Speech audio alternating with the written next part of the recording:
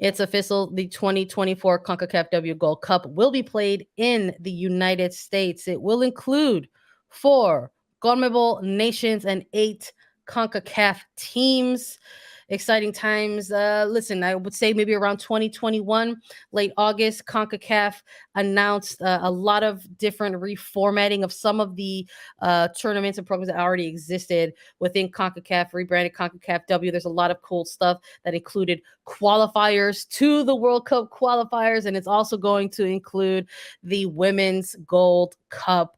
And exciting times. I think people may not realize this already, Lisa, but because of how things are broken down with the 4 CONMEBOL nations and 8 CONCACAF teams, there's actually already about 5 teams confirmed for this tournament. Because if you are, someone who likes to pay attention and, be very diligent with your updates, and you know what? Shout out to people or you watch us. We talk about it too.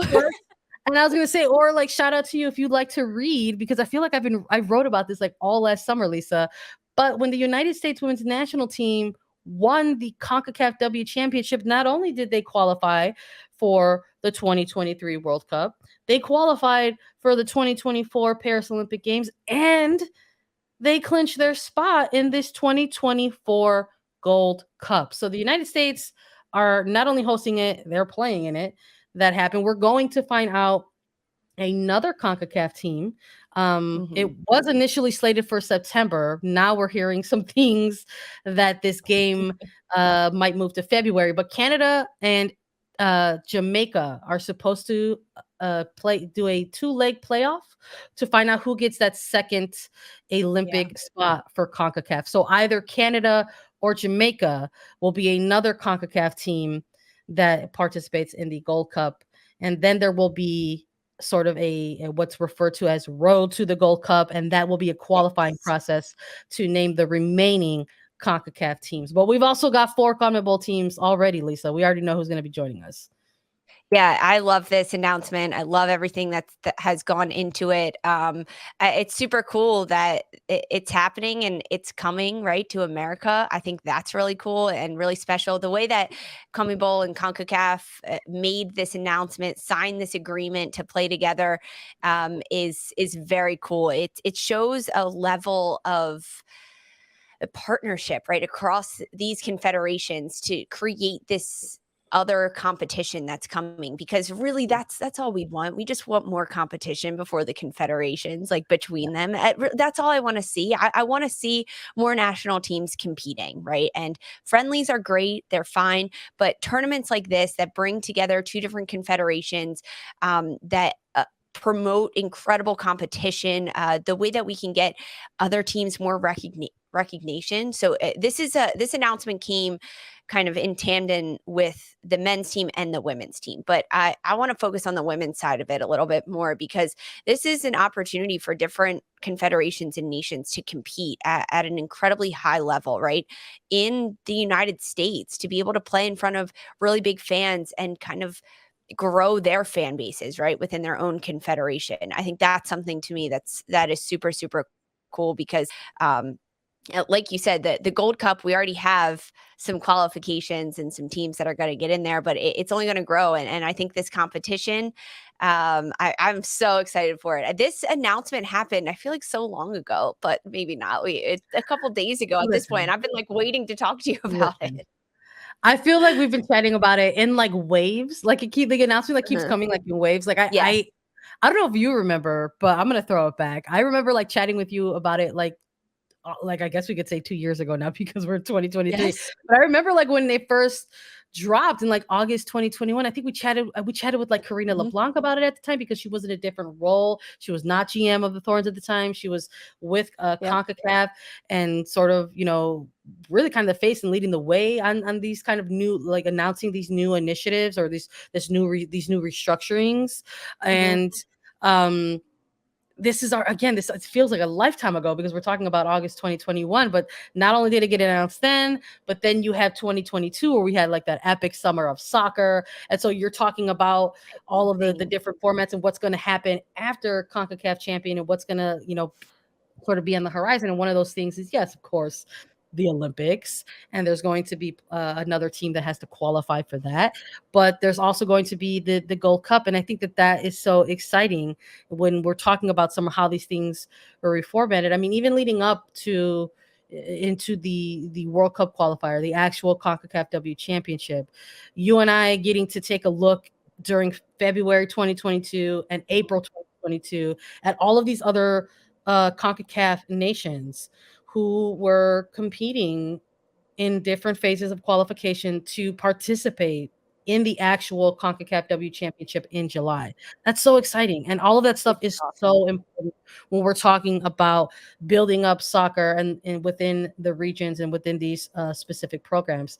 And it's very, very cool to see the Gold Cup is going to sort of mirror that a little bit as well. So while, yes, there are some nations that have technically already qualified for this specific tournament, there's still going to be like another qualification process to sort of weed out and weighing out the remaining teams. Yeah, there's another like play-in opportunity. So with CONMEBOL and the teams that are going to be participating, it was based on the Women's Copa America. So Brazil ended up winning that. They were the champion, with Colombia losing to them in the final. And then Argentina and Paraguay are the other 4 teams.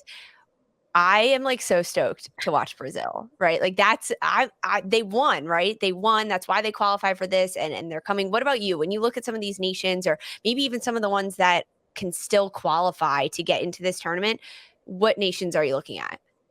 Look, I'm already really excited for that one off, or that two off, I guess, because again, it's a two-legged series, but with Canada and Jamaica. I'm really curious about who's gonna come out on. Listen, love the reggae girls. We love to talk about Jamaica and watch their games, and they can really, really, really take it to teams. I'm looking not just at the talent that they have on the pitch, but what they have on the bench. And Lauren Donaldson is a head coach, sort of being able to be that tactician and kind of take a look at the opposition in front of them and present a good game plan for the players, and then they go out there and just go ahead and execute it. So I'm very excited to sort of see the matches between the two teams, especially because it is going to be a first leg and a second leg, right? So there's a unique opportunity here for both of these teams. But I mean, we're looking at the teams that are already in it, and I'm with you. I think Brazil stands out. Listen, whenever there's multiple opportunities for the United States women's national team and Brazil to go head to head, I'm a big fan for it. So the fact that there's not only going to be the She Believes Cup that takes place in February, right? It's coming up. We're going to have to start talking about that soon too. Not only is there the She Believes Cup, but the fact that the possibility that there might be another tournament where they could face each other. And Canada too, because Canada's in She Believes as well. Yeah, just in the next year is very, very exciting to me.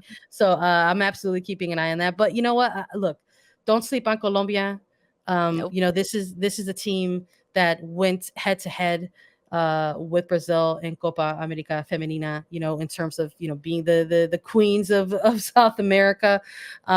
It was those two in the championship final.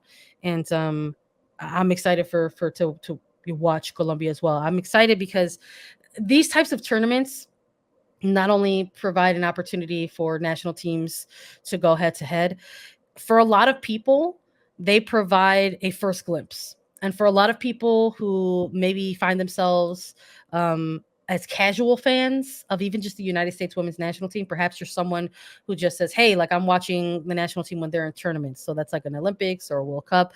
There's an opportunity for people to get introduced to a lot of other programs and to a lot of other players. And that is what always stands out for me whenever these types of tournaments come around. So it's going to be exciting to see the qualification process and see who else slides in there to represent for CONCACAF. Could we see, I don't know, maybe Mexico as well, Lisa? Because there's some news coming out of Mexico too that we got to chat about really quickly while we're talking about tournaments and opportunities to take a look at national teams. Mexico's federation talked a little bit about the Revelations Cup. So this is something that has taken place prior in Mexico, but it's typically been like a U20 kind of men's specific tournament. And this is really exciting because within this announcement, they said that for the first time ever, they are going to include their senior Mexican women's national team. So they will be the hosts of this tournament. It's going to be taking place in Leon during February. So we've got yet another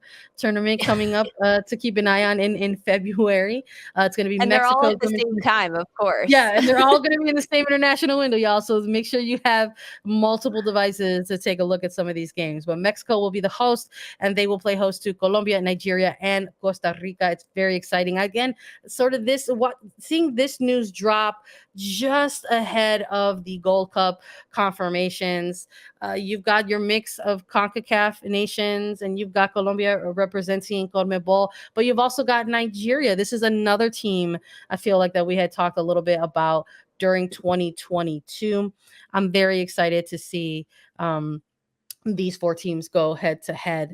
We'll probably have to take a look and see where and how we can sort of take a look at some of these games. That's the other part with all these international tournaments taking place in all different areas of the globe. We're going to have to maybe try to find some creative ways to keep an eye on these games. We're going to need like many screens, many cups of coffee, because we have Arnold Clark Cup, we have She Believes Cup, we have the Women's Revelations Cup in Mexico happening. We also have the inter-confederation play-ins for the Women's World Cup. Lisa, I think we're doing something here. I think we're contemplating at the same time that we're talking about it. Listen, it's about to be February. Okay, Valentine's Day is around the corner.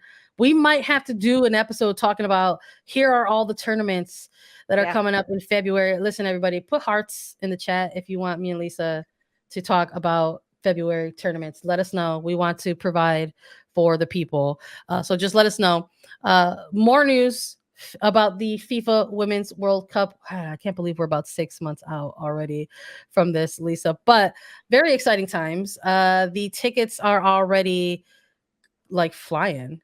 Like people are going to be like getting through the turnstiles here at these games, because the original opening match for the 2023 FIFA Women's World Cup was set to be played at Sydney's new Alliance Stadium, which seats 42,500 people.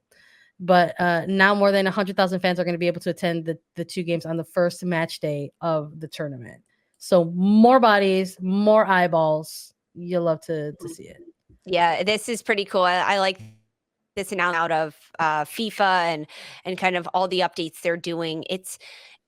There has been so much hype about this tournament, right? It's the freaking World Cup. It's the Women's World Cup. There's a lot of pressure on the United States, but I think it's really cool to see how many people are buying tickets to go. And a lot of them are native, right? To New Zealand, to Australia. It's these host countries and their fans that are the ones showing up mostly and buying these tickets, saying that they want to support their host country. I think that's really, really cool. The fact that it happens so far out from the World Cup too. I know we talk about it's only 6 months away, less than 6 months away. It's right around the corner. But the fact that these tickets are selling out now, and FIFA felt the need to move the stadium so it's bigger and they could fit more fans, almost double the amount of fans that were going to be allowed to watch, and now it continues to grow. I mean, this is how you grow the sport. This is how you grow the game. It's really cool. Sell out this stadium, buy your tickets. How cool would that be to go to an opening match of the World Cup? You get to see the opening ceremonies. You get to watch everything that happens. You get to be in the beautiful country of New Zealand. I think this is super special, and I love that. I don't think they're ever going to move it again, though. So sell out this stadium, and then you get to be part of the sellout crowd that's there. I'm so excited to see big crowds in the World Cup. It's one of the greatest times of the year, and it will be happening this year in just 6 months. I keep having to like say that to remind myself how close it is. We wanted to take another special moment to remember Grant Wahl, because it's also been included in some of the news and notes across the cycle recently. He's been named the recipient of the 2023 Colin Jose Media Award. Grant Wahl dedicated his life to growing the game, and he, as you all know, left an incredible legacy on American soccer. So this award bestowed to him by the National Soccer Hall of Fame. Yeah, when I saw that, it was very nice to see. I was just like, this is very cool to see that Grant is still, even to this day, leaving an impact on the game There was also the announcements of retirement. Jean Betty announces their retirement from international football. Scottish legend retiring with 24 goals and 144 caps for Scotland's national team. So congrats on an amazing international career. We also chatted about, I feel like that's we're getting into that window of time where we chat about a lot of retirements. Yep. In our previous episode, we chatted about Darren Jenkins. In our previous episode, we chatted about Aaron McLeod and Gunny John's daughter moving to Iceland. But coming out of that announcement as well, Aaron McLeod also announcing retirement as well. So congratulations in order to her as well.